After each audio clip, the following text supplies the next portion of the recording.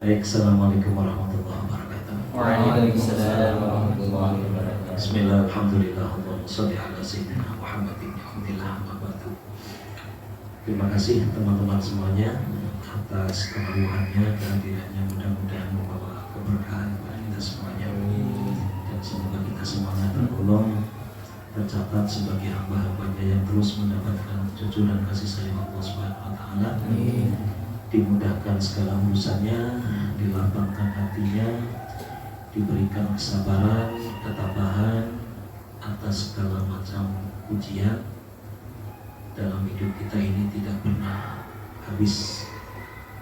Setidaknya ada 3 hal yang tidak pernah bisa direm dalam hidup kita. Yang pertama masalah, yang kedua kebutuhan, yang ketiga ujian. Terus meningkat. Makin tinggi iman kita, semakin tinggi pula ujiannya. Semakin tinggi kualitas ketakwaan kita, semakin tinggi masalahnya. Semakin banyak teman, semakin banyak masalah. Ini ada bonbon. Kira-kira 18, berarti 18 macam. Sifat 18, ada 18 pasang ketiak, berarti 18 aroma.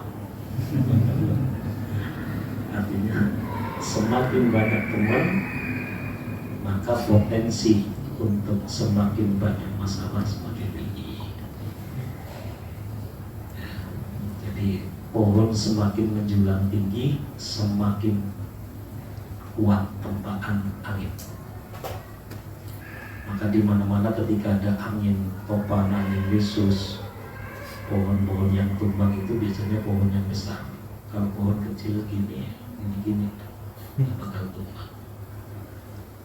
Ya, semakin tinggi ilmunya, maka semakin besar ujiannya. Di pondok sudah mulai ngaji nahu. Ya, pakai apa nahunya? Berarti jurumnya udah hafal. Alfiah sudah. Kalau di sini gabung jurumnya, Imriti, Alfiah dipadu menjadi satu metode. Ya. Ngaji dulu. Al-Iqrob.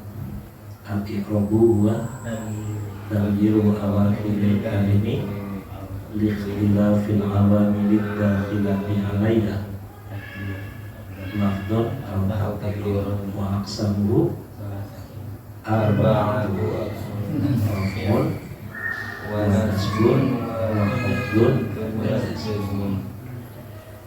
Jadi iqrab itu ada 4, iqrab rafa, iqrab nasab, iqrab jar atau khafad, kemudian iqrab jazm. Dan itu filosofi daripada nahwu itu sangat luar biasa. Rata-rata filosofi dari nahwu itu mengandung unsur tasawuf, mengandung unsur sufistik. Tahapan orang belajar itu ya ada 4: rafa, nasab, jar, jazm. Orang kalau baru belajar itu memang idealnya rafa. Dari sisi sifat itu biasanya rofa. Apa rofa maksudnya? Sombong. Kamu punya hafalan apa? Ayo, saya tantang. Maka kalau ketika rofa kemudian berhenti belajar, udah selamanya jadi orang sombong. Makanya dilanjut. Di mana-mana acara musabaqah, acara perlombaan itu anak-anak sekolah, anak-anak santri. Karena memang sedang rufa, diangkat itu. Ayo kita tantang sekolah sana, kita tantang pesantren sana. Rufa. Memang tahapannya begitu. Makanya kalau orang mondoknya nanggung itu keluar biasanya sombong. Setelah rofa itu pada wilayah syariat, wilayah fikih. Fikih itu tolok ukurnya halal, haram, sah, tidak sah, boleh, tidak boleh, memenuhi syarat, tidak memenuhi syarat, wajib, sunnah, mubah, makruh, haram. Tentunya itu.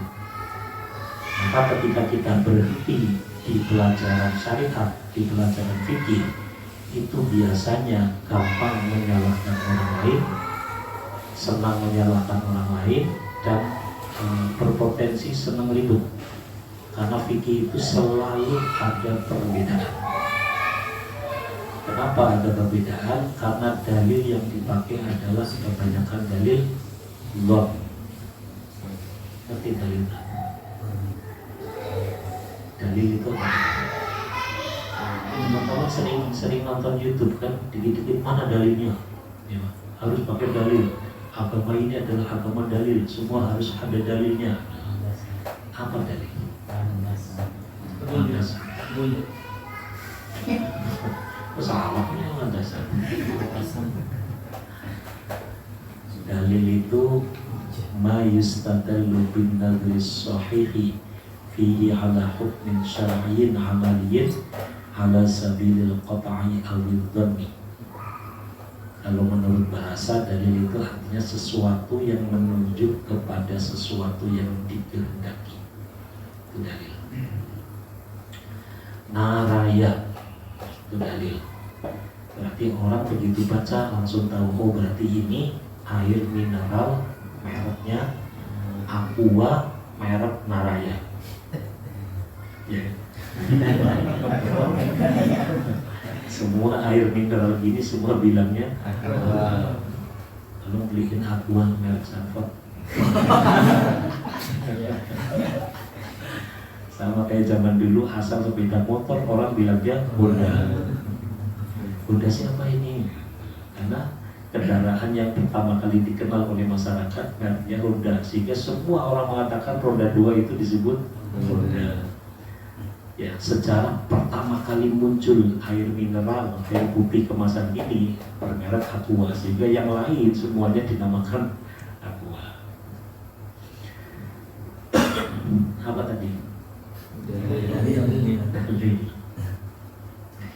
Pengertian secara istilah, dalil adalah sesuatu yang diambil dengan cara yang benar sebagai dasar hukum syar'i yang amali. Yang pengambilannya ada dua cara. Yang pertama qat'i, yang kedua dhanni.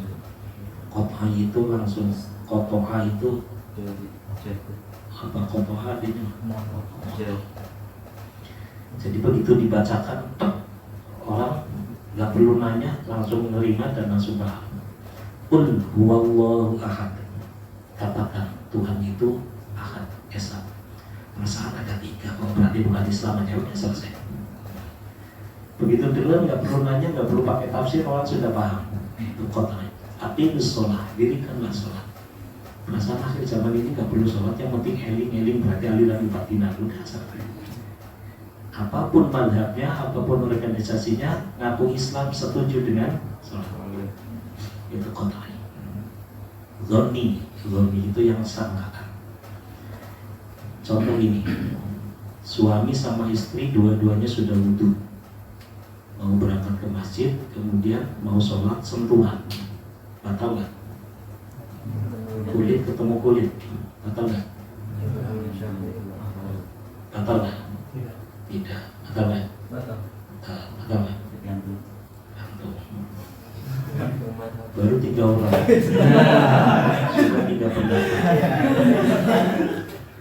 Coba ngacung yang batal. Ngacung yang batal. Kalau Imam Syafi'i batal. Yang tidak batal. Yang tidak batal. Cung.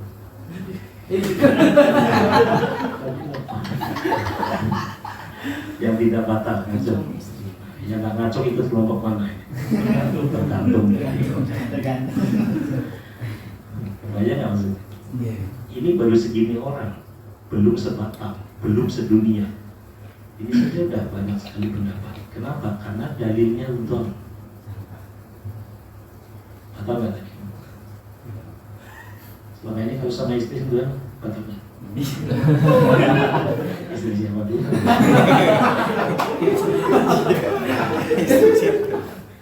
Anggaplah sudah punya istri misalnya. Kenapa nggak batal? Ada mahramnya. Karena sudah mahram ya. Apa itu mahram?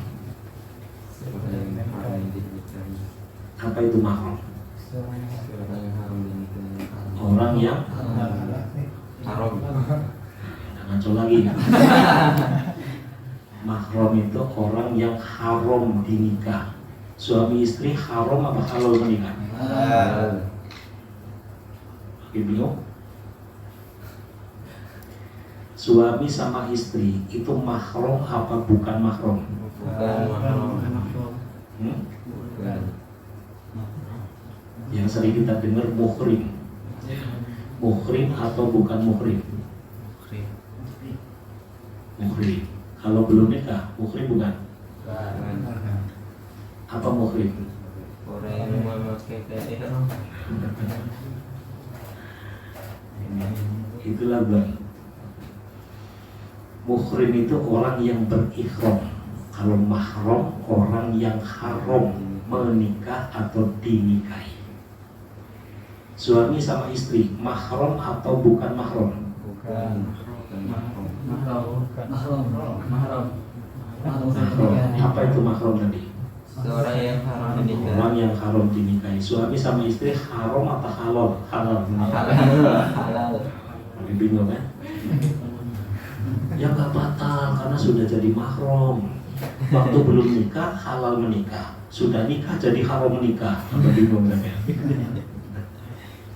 Kenapa? Karena selama ini mahram diartikan keluarga, mahram diartikan saudara, mahram diartikan apa lagi? Kerabat atau apa gitu. Ini bahaya.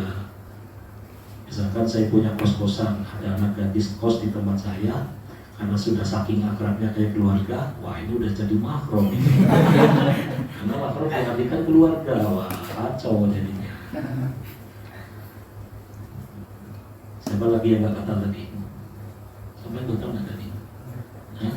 Batal kenapa? Sapi yang mana tuh? Menurut Imam Syafi'i batal. Kenapa batal? Karena menurut Imam Syafi'i batal.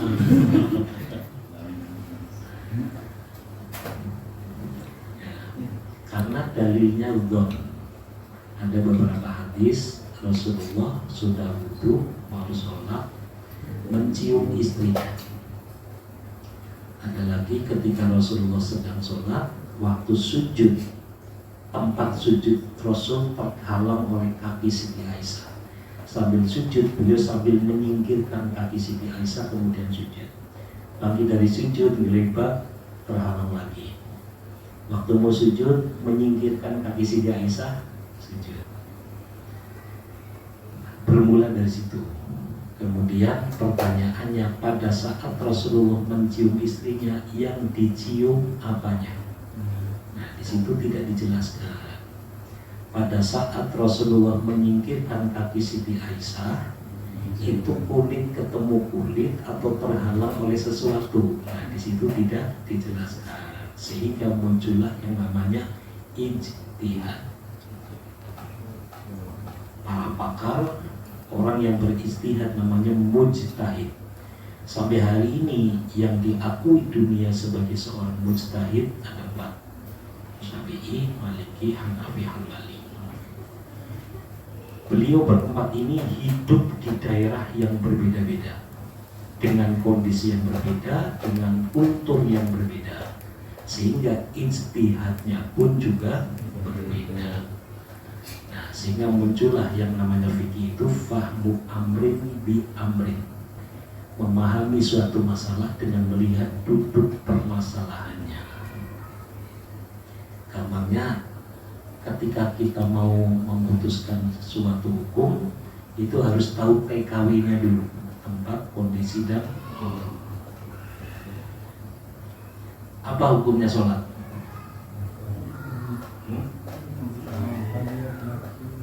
Apa hukumnya sholat? Ya, nggak bisa dijawab sebelum tahu TKW-nya, tempat, kondisi, dan waktu. Apakah setiap orang Islam wajib sholat?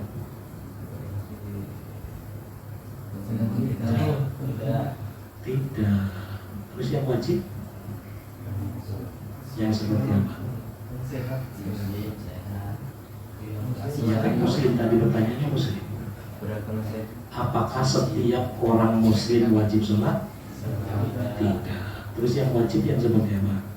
Yang memenuhi syarat Yang sudah akil balik. Apa setiap muslim yang sudah balik wajib sholat? Tidak.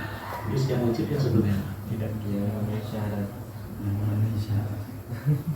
Ya, Memenuhi syarat. seperti apa syaratnya?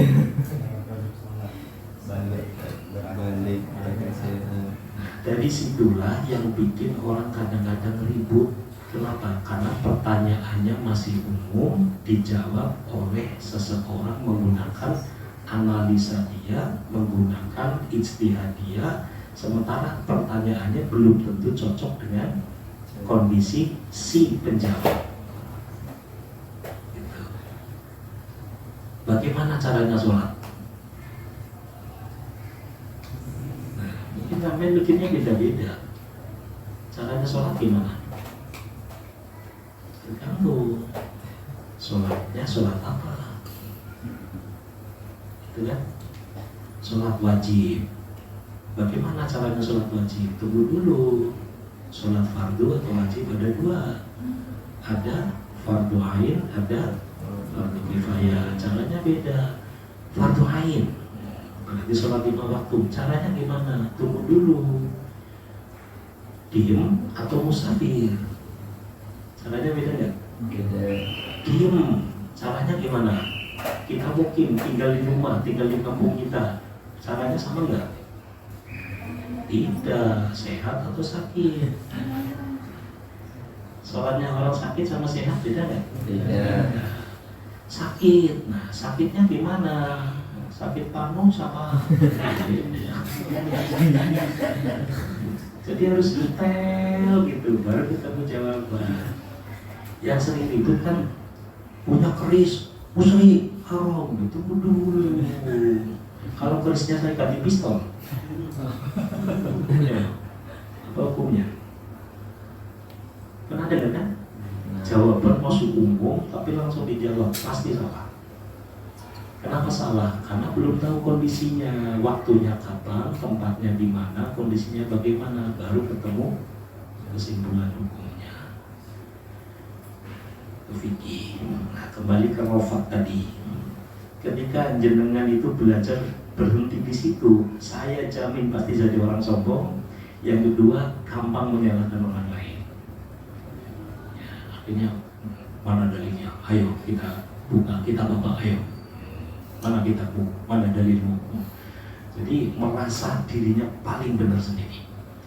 Makanya jangan berhenti belajarnya di situ. Lanjut ke Nasab. Nasab sudah mulai datang. Muhammadiyah sudah puasa. Pemerintah NU belum puasa. Kenapa? Gak apa-apa. Yang beda kan cuma waktunya. Sholatnya sama, puasanya sama, tapi dia tarawihnya 8, NU tarawihnya 23. Mana yang lebih sahih dalilnya? Bukan masalah sahih dan tidak sahih. Kenapa milih 8? Karena kalau milih 23 males. Jadi ujung-ujungnya orang ribut bukan karena perbedaan pendapat, tetapi perbedaan kepentingan. Gitu. 4 mazhab ini orang hebat semua, mujtahid mutlak, diakui dunia dan dipakai pendapatnya sampai kiamat. Tapi beliau-beliau tidak pernah ribut, padahal beda semua. Imam Syafi'i dengan Syafi'iyah saja berbeda. Imam Syafi'i dengan muridnya Imam Syafi'i pendapatnya beda, tapi nggak pernah saling menghujat, tidak pernah saling menyalahkan, tidak saling menghina. Kenapa? Karena kepentingannya sama, pendapatnya beda. Gitu. Sama Indonesia ini, presidennya sama, benderanya sama, istananya sama, ibu kotanya sama. Kenapa beda-beda? kepentingannya yang berbeda, tujuannya sama. Yes. Kalau sudah nasab itu sudah mulai adem. Saya kemarin jadwal kultum tarawih ini, kalau di masjid itu yang tarawihnya 11 ikut 11, kalau yang 23 ikut 23. Kalau di situ nggak ada tarawih saya pulang. Berarti pelin-pelan, bukan pelin-pelan. Dua-duanya benar, yang nggak betul itu yang nggak tarawih.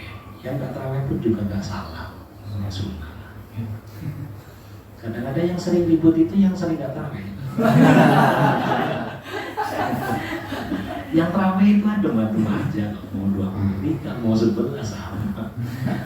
Waktu saya kecil itu yang terkenal cuma dua, NU Muhammadiyah. NU pakai kunut subuh, Muhammadiyah nggak pakai kunut. Dulu ribut gara-gara kunut subuh, sekarang sudah nggak ada yang ribut karena kan dua-duanya sudah nggak subuhan. Ya apalagi mau diribut yang dua-duanya udah nggak pernah sholat subuh. Terus dilanjut ke obat atau jam makin rendah. Nanti kalau sudah cer itu nggak apa-apa, monggo silakan. Dicaci maki nggak apa-apa. Kayak minyak wangi itu semakin diepret-epret itu semakin nyebar wanginya kemana-mana. Nanti diepret-epret. Semakin dibicarakan orang, semakin dirasani, semakin dihujat. Kalau memang dasarnya orang baik, itu justru semakin nyebar. Nah, itu strategi setan itu, kiai dengan kiai kelola pesantren, misalkan kayak saya, misalkan punya anak 4 jadi kiai semua. Saya masih hidup, anak saya 4 jadi kiai semua, jadi ulama semua. Itu dibikin ribut, cocok, rebutan warisan, rebutan macam-macam gitu. Akhirnya yang satu minggat ke Lampung, yang satu minggat ke Malaysia, yang satu minggat ke Irian Jaya. Dasar orang baik di tempat hijrah yang baru, dia pun juga akan bikin pesantren lagi. Akhirnya dibalik sepertinya negatif, justru malah semakin nyebar gitu. Paham nggak maksudnya? Saya ulangi, anak saya 4-4-nya jadi ulama misalkan. Sama saya tadi intik-intik, ayo berantem, ayo rebutan ini, rebutan itu segala macam. Akhirnya pecah keluarga. Anak pertama merantau ke Papua, anak kedua merantau ke Irian Jaya, anak ketiga merantau ke mana lagi. Karena memang dasarnya sudah jadi orang baik, dimanapun dia berada dia akan menebar kebaikan. Kalau tidak dipecah, pesantren cuma satu, gara-gara di udah segala macam pecah, akhirnya pesantrennya jadi berapa? 5. Nah ini iblis nggak ngerti, mudah-mudahan mereka nggak dengerin. Kalau denger bahaya ini, nanti diberi rukun, ini pesantren nggak nyebar. Gitu kira-kira. Yang buah sama MMQ ribut, ya, pernah dengar?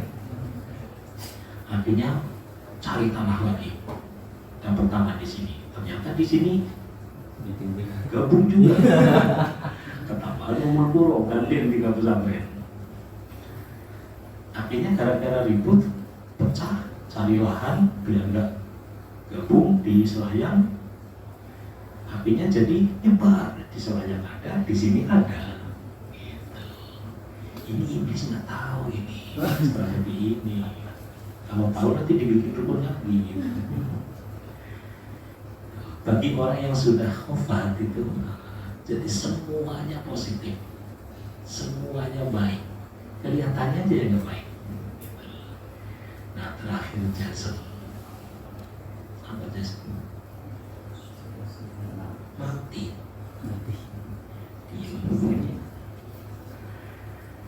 Nah, dimulai dari nasab, jar, jazm ini wilayahnya sudah masuk kepada wilayah thariqah dan makrifat, thariqah dan hakikat. Syariat itu rafat. Kalau syariat kalau diringkas jadi 2, syariat dan hakikat, fikih dan tasawuf.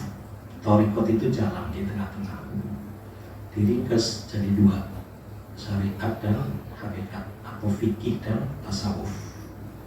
Belajar fikih tok yakin sombong, belajar tasawuf tok nggak belajar fikih bisa zindik, bisa murtad.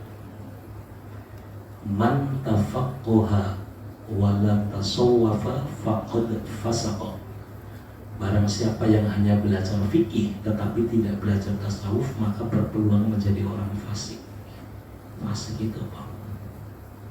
Fasik itu ngerti hukum tapi nekat melanggar hukum. Ngerti kalau zakat itu wajib tapi nggak mau bayar. Ngerti kalau sholat itu wajib tapi nggak mau sholat, itu fasik. Karena fikih itu bisa direkayasa, fikih itu logika, fikih itu kondisional, fikih itu bisa dimainkan. Makanya ada MUI, di dalam MUI ada komisi fatwa, dan fatwa itu bisa didesak. Sejarahnya MUI itu kan dibentuk sama Pak Harto, Orde Baru, supaya apa yang dilakukan beliau nanti tolong carikan dalil, saya mau bikin program ini. Walaupun salah, itu bisa dicarikan dalil-dalil untuk membenarkan. Sampai bulan Ramadan, kepingin tidak puasa, lagi males nih, saya kepingin nggak puasa, tapi tidak berdosa, tidak salah menurut fikih, menurut hukum, bisa. Caranya gimana? Minggat, jalan yang jauh, maka Anda boleh tidak puasa dan tidak berdosa. Karena menjadi musafi. Sholat 4 rakaat kok malas banget sih. Lalu saya pilih sholatnya di diskon 2 rakaat aja. Bisa. Caranya gimana? Minggat. Bukan hanya 4 jadi 2 waktu bisa jadi 1. Namanya di jamak. Sudah di jamak, dikosor lagi.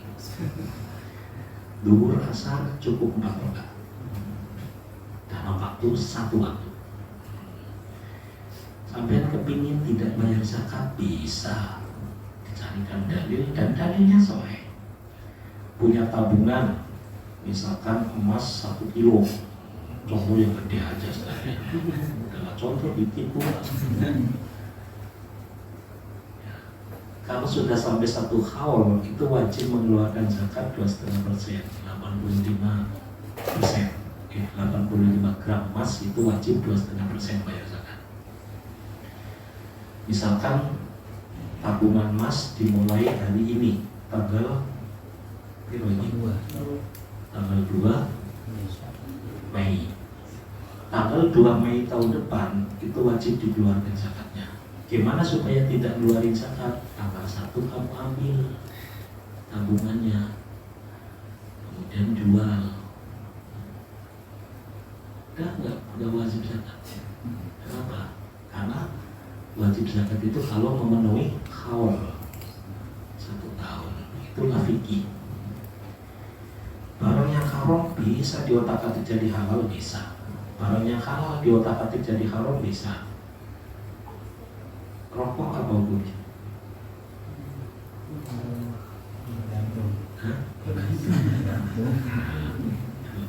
Jadi begitu muncul pertanyaan, tunggu dulu. Kapan merokoknya? Siapa yang merokok? Kondisinya bagaimana? Maka bagi orang-orang yang ilmunya kurang piknik itu langsung kawin, karena Nabi tidak pernah merokok. Apa yang tidak pernah dilakukan Nabi bid'ah. Dan kalau ngaji sama orang-orang yang kayak gitu, itu jadi orang kaku, gampang menyalahkan orang lain, gampang harum-harum gitu. Pak Ustadz, saya kalau merokok kok malah tambah semangat, kemudian ide-ide bagus gampang muncul. Wajib.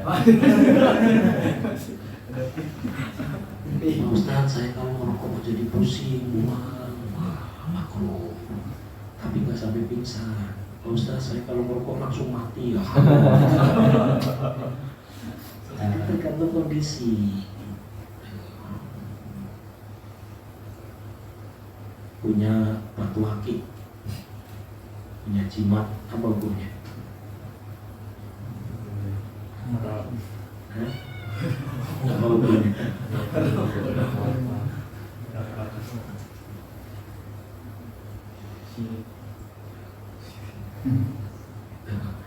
Rofa, nasab, jir, jazm. Nah, kalau sudah makrifat itu udah jazm, udah dia gitu. Orang mau menghina, menghujat, mau disalahkan, mau diam. Kenapa? Kita tahu bahwa apapun yang terjadi tanpa sekehendak Allah tidak mungkin bisa terjadi. Dan apapun yang terjadi itu semuanya Allah yang menggerakkan. Diwakili dua, satu sholat sebagai ibadah makhluk, yang kedua sukses sebagai cita-cita kita. Adzan, Allahu Akbar, Allahu Akbar, jawabnya gimana? Sama kan? Asyhadu an la ilaha illallah, jawabnya asyhadu anna Muhammadar Rasulullah. Hayya 'ala shalah. Oh, beda. Hayya 'alal falah. Kok enggak hayya 'alal falah jawabnya? Sementara Allahu Akbar, Allahu Akbar, asyhadu an la ilaha illallah, asyhadu anna Muhammadar Rasulullah, jawabannya sama lafalnya dengan lafal adzan. Tapi pas giliran hayya 'ala shalah, hayya 'alal falah, jawabannya beda. La haula wala quwwata illa billah. Ini makrifat. Sholat, falah. Falah itu apa artinya? Menang, sukses. Sholat dengan sukses berdampingan. Hanya sholat, hanya falah. Artinya orang sholat pasti sukses. Orang sukses pasti sholat. Nah, sekarang apa itu falah? Apa itu sukses? Dari sisi duniawi, orang sering mengatakan sukses itu apa yang kita inginkan tercapai, usahanya maju, ujiannya lulus, dapat istri cantik dan lain-lain. Sukses. Dan itu semua bukan karena usaha kita. Orang kaya, apa penyebabnya? Yang sering kita dengar, penyebabnya orang bisa kaya raya, bisa sukses apa? Banyak duit. Kerja keras, banting tulang, memeras keringat gitu kan. Selain kerja keras apa lagi? Berdoa perlu. Ya, perlu. Selain bekerja keras dan berdoa apa lagi? Beribadah perlu. Kita lihat realita. Ada nggak orang yang kerja keras luar biasa tapi melarat sampai mati? Ada nggak? Ada. Udah mulai bingung. Ada nggak orang yang santai, hari-hari sarungan, pegang tasbih tapi kaya? Ada nggak? Ada. Kalau bisa cari contoh boleh lihat sini. Ternyata kaya, sukses itu bukan karena kerja keras. Itu kan gali-gali kapur, kurang keras gimana itu? Kalau rezeki ditentukan oleh jumlah jam kerja, kedai kopi yang buka 24 jam harusnya lebih kaya daripada KFC yang hanya buka berapa jam. Lebih kaya daripada Starbucks atau McDonald atau apalah yang bukanya hanya berapa jam. Ada kedai kopi pinggir jalan buka 24 jam itu sampai nggak sempat ngapa-ngapain. Tapi gitu-gitu aja, rezekinya segitu-segitunya juga. Bahkan utangnya semakin nambah. Kenapa? Karena sholat dan falah benar-benar la haula wala quwwata. Benar-benar kekuatan dari Allah, benar-benar ya takdir, bukan karena usaha kita. Ada orang yang rajin ibadah tapi miskin sampai mati. Ada nggak? Ada orang yang belas nggak pernah sholat tapi kaya. Nggak ada hubungannya sholat dengan kaya, ibadah dengan sukses, nggak ada hubungannya. Yang punya PT tukang poni rata-rata orang nggak pernah sholat. Sing rajin sholat ya yang tukang solder, yang tukang bawa bus, yang tukang angkat-angkat palet itu yang rajin sholat. Itu kira-kira. Nanti kalau sudah sampai di situ, itu hidup ini senang. Ada yang sudah rencana mau nikah? Ada. Ada. Ya semuanya ada, semuanya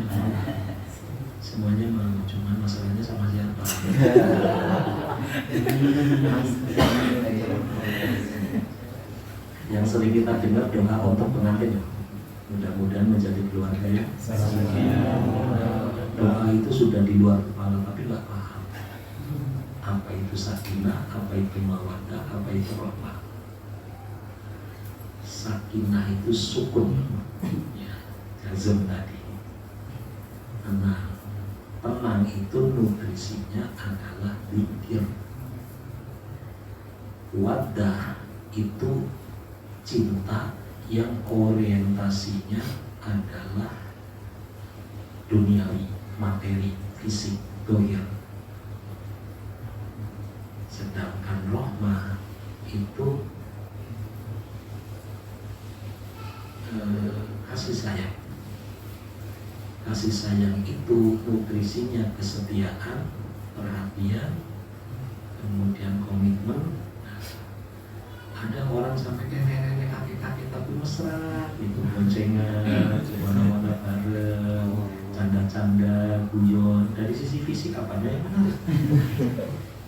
Sementara ada yang masih cantik, masih ganteng, tapi berantem tiap hari. Dunia melimpah, tapi rumah tangga hancur. Tergantung mana yang lebih kuat. Ya, harapan kita tiga-tiganya seimbang. Kalau ingin sakinah, maka bumbunya, nutrisinya, alatnya adalah ibadah. Zikir Allah bidzikrillah tatma'innul qulub. Kalau kepingin senang, ukurannya materi. Cantik, duit banyak, kerjaan mapan, rumah bagus, kendaraan mewah, dan lain-lain. Ya, dompet tebel, ATM, jejer-jejer semuanya ada. Itu senang. Semakin banyak harta, semakin senang. Tapi kalau tidak sakinah, tidak ibadah, tidak zikir, semakin senang, semakin tidak tenang. Sampai punya mobil Pajero 5, senang nggak? Senang.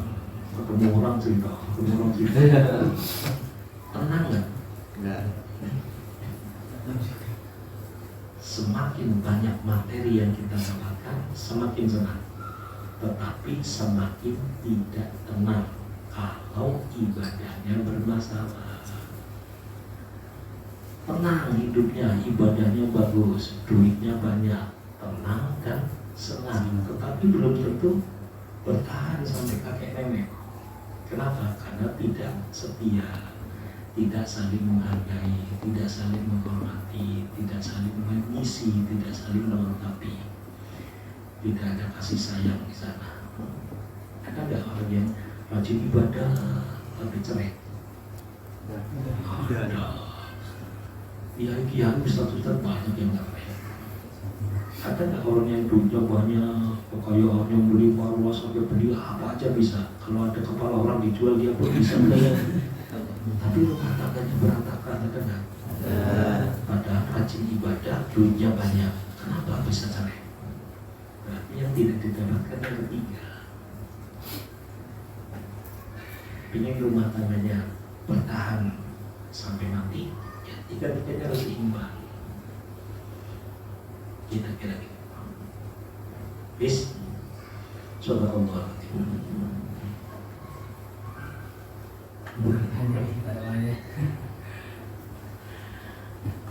Karena kemarin nggak ada kultum, jadi kultumnya didobel sekali.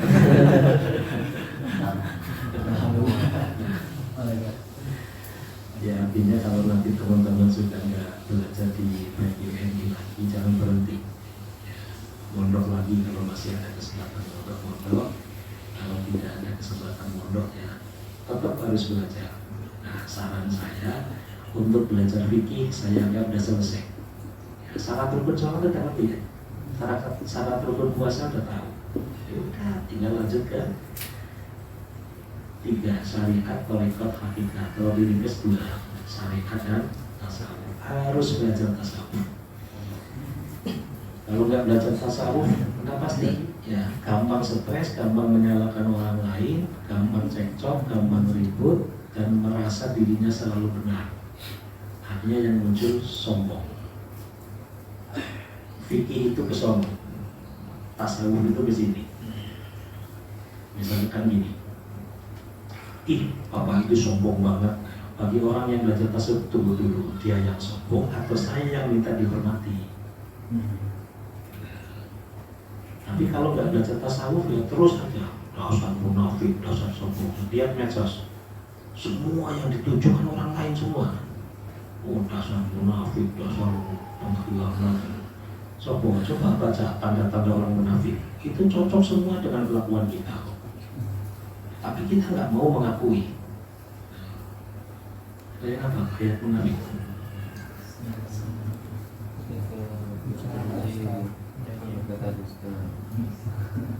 Ayat pertama nanti.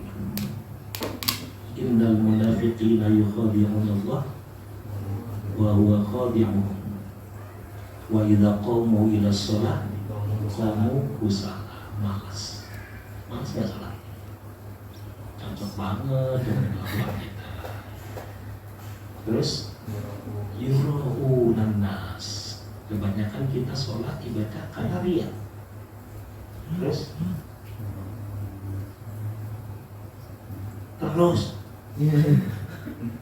wala yadhkuruna Allaha illa qalila. Dikirnya dikit, malas lagi malas.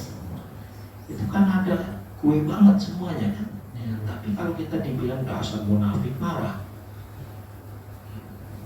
Ada memang ya munafik banget. Cuman kita seringnya justru dulu orang lain munafik. Dasar pelit, tunggu dulu, dia yang pelit atau saya yang minta diberi? Jangan-jangan saya yang rakus karena kepingin selalu diberi.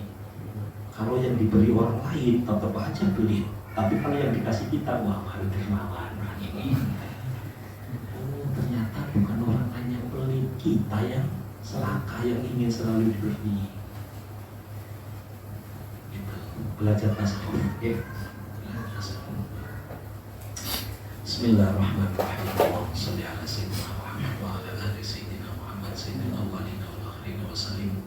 Wa radiyallahu tabaraka an kulli ashabi Rasulillah ajma'in. Yassir lana min umuri din wa dunya wal akhirah. Allahumma nawwir qulubana bi nuri hidayah kama nawwarta al-ardha bi nuri syamsika wa qamarika abadan bi rahmatika ya arhamar rahimin. Rabbana atina fid dunya hasanah wa fil akhirati hasanah. Subhana rabbika rabbil izzati amma yasifun wa salamun ala mursalin walhamdulillah. Assalamualaikum warahmatullahi wabarakatuh. Alhamdulillah, terima kasih.